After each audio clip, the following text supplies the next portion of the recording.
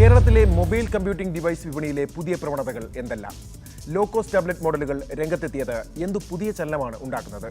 ഇതേക്കുറിച്ച് വിശദീകരിക്കുന്നതിനായി ഈ രംഗത്ത് വർഷങ്ങളുടെ പ്രവർത്തന പരിചയമുള്ള വിദഗ്ധനും ഐടിനെറ്റ് ഇൻഫോകോം ഡയറക്ടറുമായ എ ഫൈസൽ 4Gക്കൊപ്പം ചേരുന്നു.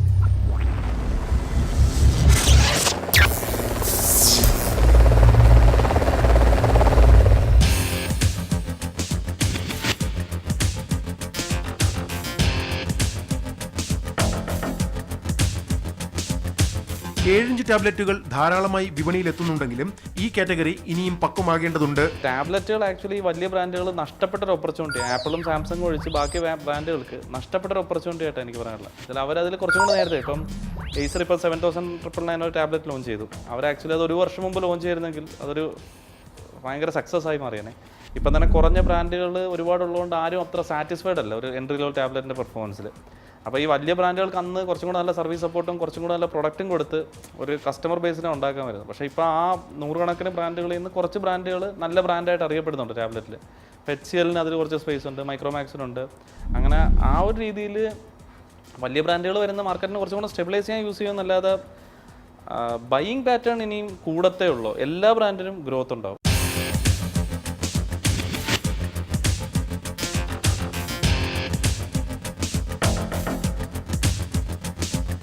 ആപ്പിൾ ഗൺ ചെയ്യുന്ന ഒരു കസ്റ്റമർ അല്ല ബാക്കിയുള്ള ഈ കുറഞ്ഞ ടാബ്ലറ്റ് മേക്കേഴ്സ് ഗൺ ചെയ്യുന്നത്.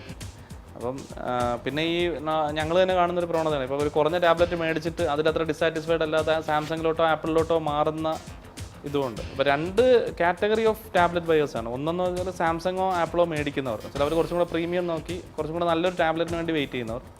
ഇല്ലാത്തത് ഇപ്പം നമുക്ക് 4000 തൊട്ട് 8000 തൊട്ട് ഒരു 15 ബ്രാൻഡെങ്കിലും നമ്മുടെ അറിവിലുണ്ട് ഈ ബ്രാൻഡുകൾ. അപ്പോൾ ഈ രണ്ട് ബ്രാൻഡുമാണ്. പിന്നെ ആകാശിന് വേണ്ടി വെയിറ്റ് ചെയ്യുന്ന ഒരു സംഘം ആൾക്കാർ.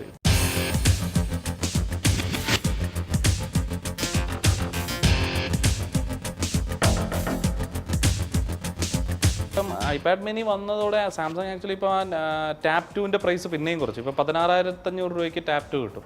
അപ്പോൾ 3G അതും വൈഫൈ ഉള്ളൊരു മോഡലും കൂടെ സാംസങ് ലോഞ്ച് ചെയ്തു. ചില വൈഫൈ ഓൺലി മോഡലും ആൾക്കാർക്ക് കൂടുതൽ ഡിമാൻഡ് വരുന്നുണ്ട്. 12,500 ഒരു മോഡൽ ഇപ്പോൾ സാംസങ് ഉണ്ട്. സാംസങ് ഇതിൽ ഐപാഡ് മിനി വന്നതോടെ നല്ല സ്ട്രോങ് ആയിട്ട് റിയാക്ട് ചെയ്തിട്ടുണ്ട്. പക്ഷേ ആപ്പിൾ ഒരിക്കലും ഒരു മാസ് മാർക്കറ്റിനെ കാറ്റർ ചെയ്യുന്ന ആൾക്കാരല്ല. ആപ്പിൾ നമുക്ക് ഈ ഡിസ്കഷനിലോട്ട് വരുന്നതിൽ തന്നെ ഇതെല്ലാം സാംസങ് അതിൽ മിഡ് ലെവൽ മാർക്കറ്റ് സാംസങ് ഒരുവിധം ഒക്കുപ്പ് ചെയ്യുന്നുണ്ട്. പിന്നെ എൻട്രി ലെവലിൽ ബാക്കിയുള്ള ഒരു 7-8 ബ്രാൻഡുകൾ. ഹൈബ്രിഡ് ഡിവൈസായ ഫാബ്ലറ്റ് മോഡലുകൾ 7ഇഞ്ച് ടാബ്ലറ്റുകൾക്ക് കനത്ത മത്സരം നൽകുന്നുണ്ടെന്നും ഫൈസൽ പറയുന്നു. രണ്ടാമതൊരു ഫോൺ കയ്യിൽ കരുതേണ്ടി വരുന്ന അസൗകര്യത്തിന് പരിഹാരമാണ് ഫാബ്ലറ്റ് മോഡലുകൾ. ടാബ്ലറ്റ്സിനാണ് ഇപ്പം മൊമെൻറ്റം. എന്താ കാര്യമെന്ന് വെച്ചാൽ ടാബ്ലറ്റ് യൂസ് ചെയ്യുകയാണെങ്കിലും അയാളൊരു സെപ്പറേറ്റ് ഫോൺ കൊണ്ടു നടക്കേണ്ടി വരും.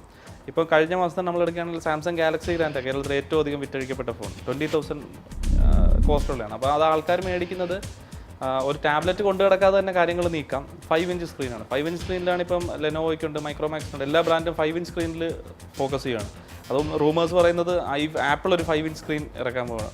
ഈ 5-ഇഞ്ച് സ്ക്രീൻ ഇപ്പം ഇറക്കിയപ്പോൾ എല്ലാവരും സാംസങ്ങിനെ കളിയാക്കിയെങ്കിലും ഇപ്പോൾ അതൊരു റൈറ്റ് ബാലൻസ് ആയിട്ടാണ് എല്ലാവരും കാണുന്നത്. ഇപ്പം നോട്ട് 2 ആണെങ്കിലും നോട്ട് 1 ആണെങ്കിലും നല്ല മൊമെൻറ്റമാണ്. അതും ഗ്രാൻഡ് എന്ന് വെച്ചാൽ ഒരു റെവല്യൂഷണറി സെയിലാണ്. സാംസങ് പോലും എക്സ്പെക്ട് ചെയ്യാത്തത്ര രീതിയിൽ സെയിൽ സാംസങ്ങിന് ഗ്രാൻഡിൽ നടക്കുന്നുണ്ട്.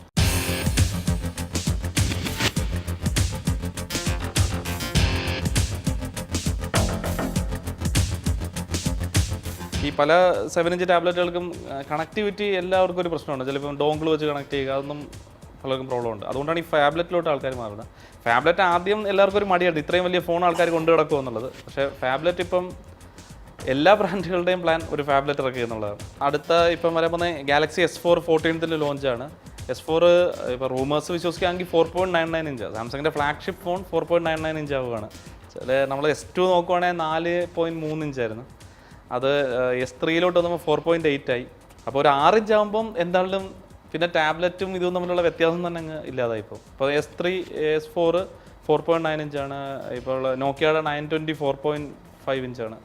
അപ്പം പണ്ട് 4 ഇഞ്ച് ഫോൺ തന്നെ വലിയ സ്ക്രീനായിട്ട് ആൾക്കാർ കാണുന്നത്. ഇപ്പോൾ 5 ഇഞ്ച് അക്സെപ്റ്റഡ് ആയിക്കൊണ്ടിരിക്കുകയാണ്. നമ്മൾ എടുക്കുകയാണെങ്കിൽ 2 ബ്രാൻഡ്സേ പ്രോഫിറ്റബിളായിട്ട് മൊബൈൽസ് വിൽക്കുന്നുള്ളൂ വേൾഡ് വൈഡ്. 2 കമ്പനീസേ പ്രോഫിറ്റബിൾ ആയിട്ടുള്ളൂ.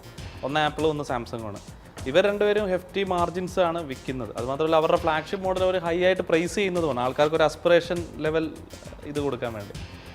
പക്ഷേ ഈ കോമ്പറ്റീഷൻ ഇത്ര സ്ട്രോങ് ആണ്. ഇപ്പം ശ്രദ്ധിച്ചാൽ മതി, സാംസങ്ങിൻ്റെ പ്രൈസിൽ വന്നിട്ട് ഇപ്പം ഐഫോൺ 5 24 26 എന്നുള്ള പരസ്യങ്ങൾ വന്നതിൽ പിന്നെയാണ് സാംസങ് S3യുടെ പ്രൈസ് കുറച്ചത്. പിന്നെ ഈ ലെനോവോ, മൈക്രോമാക്സ്, ആ ബ്രാൻഡുകൾ, മൈക്രോമാക്സിൻ്റെ A110 എന്നുള്ള പ്രൊഡക്റ്റെല്ലാം ഭയങ്കര ഫാസ്റ്റ് മൂവിങ് ആണ്. അത് വന്നുകൊണ്ടാണ് സാംസങ് ഗ്രാൻഡ് ലോഞ്ച് ചെയ്തതും ഈ ടാബിൻ്റെ പ്രൈസ് കുറച്ചത്. അപ്പോൾ ഇതൊക്കെ റിയാക്ഷണറി മെഷേഴ്സാണ്. ഈ സാംസങ്ങും ആപ്പിളും അല്ലാതെ വേറെ ആരും പൈസ ഉണ്ടാക്കുന്നില്ല. അവർക്ക് രണ്ടുപേർക്ക് മാത്രമേ ഒരു പ്രീമിയം കമാൻഡ് ചെയ്യാൻ പറ്റത്തുള്ളൂ. അതിനുള്ള പ്രീമിയം അവർ മേടിക്കുന്നുണ്ട്, അത് അവരുടെ ഡിസിഷനാണ്. പിന്നെ ഇത് മേടിക്കാൻ ആൾക്കാർ റെഡിയാണോ എന്നുള്ളതാണ്. ഇപ്പം 40Kയുടെ ഫോൺസാണ് ഇപ്പോൾ എല്ലാം ഇപ്പോൾ ഒരു ഫാഷൻ ആയിരിക്കും. 40, ഇപ്പം ബ്ലാക്ക്ബെറി സെറ്റനും 40 റേഞ്ചിലാണ് പ്രൈസ് വന്നിരിക്കുന്നത്. മൊബൈൽ ഓപ്പറേറ്റിംഗ് സിസ്റ്റം മേഖലയിൽ വരും വർഷങ്ങളിലും ആൻഡ്രോയിഡ് മുന്നേറ്റം തുടരും. എന്നാൽ മൈക്രോസോഫ്റ്റിന്റെ വിൻഡോസ് ഫോൺ 8ന്റെ ഭാവി അത്ര ശോഭനമല്ല എന്നും ഫൈസൽ ചൂണ്ടിക്കാട്ടുന്നു. എന്നുവെച്ചാൽ പുതിയൊരു പ്ലാറ്റ്ഫോം ടെസ്റ്റ് ചെയ്യാൻ ആർക്കും താല്പര്യമില്ല. ഇപ്പോൾ 15,000-ന് ഇപ്പം 620 ലോഞ്ച് ചെയ്യുമെന്ന് പറഞ്ഞു. അത് 15,000-ന് ആ ഫോൺ ആൻഡ്രോയിഡ് വെച്ചാണെങ്കിൽ മില്യൺസ് സെല്ല് ചെയ്തേനെ. വിൻഡോസ് ഫോൺ OS മൈക്രോസോഫ്റ്റിൻ്റെ വീക്ക്നെസ് വന്നു. അവർ ആ ഡെസ്ക്ടോപ്പ് എലിമെൻസും എല്ലാം കൊണ്ടുവന്ന് ഒരിക്കലും വിൻഡോസ് ഫോൺ മോശമായോണ്ടല്ല, ആൻഡ്രോയിഡ് ആക്ച്വലി ഫ്രീ ആയിട്ട് ഇത്ര ഇൻവെസ്റ്റ് ചെയ്യുന്നു. ഗൂഗിളിൻ്റെ കംപ്ലീറ്റ് എഞ്ചിനീയറിംഗ് ടാലൻറ്റ് ആൻഡ്രോയിഡിലോട്ട് സ്പെൻഡ് ചെയ്യുകയാണ്. ആപ്പിൾ പിന്നെ ഓൾറെഡി ഇതിൽ പയണിയറാണ്. അവരും ആപ്പ് എക്കോ സിസ്റ്റം ഡെവലപ്പേഴ്സിനുള്ള സപ്പോർട്ട് ആപ്പിൾ കൊടുക്കുന്നുണ്ട്.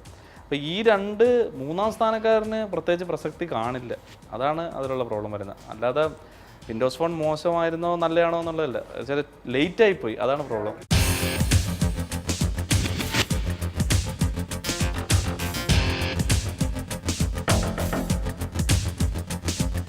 4Gയുടെ ഈ എപ്പിസോഡ് ഇവിടെ പൂർണ്ണമാകുന്നു. വീണ്ടും അടുത്തയാഴ്ച. നമസ്കാരം.